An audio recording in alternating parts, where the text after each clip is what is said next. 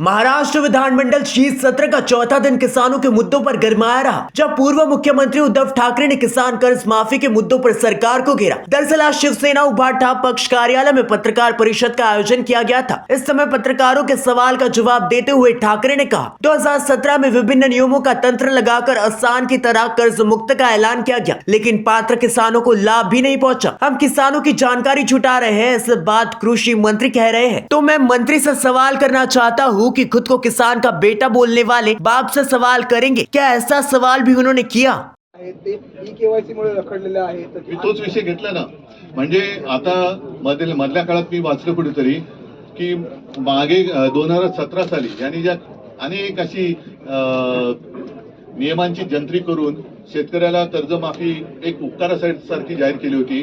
त्याच्यात पात्र ठरलेल्या शेतकऱ्यांना लाभ मिळाला नाही, त्याची माहिती, मग शेतकऱ्यांची माहिती गोळा करण्याचं हे काम सरकार करते आहे, असं मला वाटतं कृषी मंत्री म्हणाले आपले।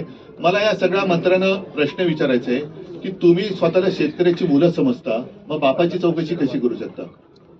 बापाची चौकशी करता, शेतकऱ्याची मुलं आहात ना।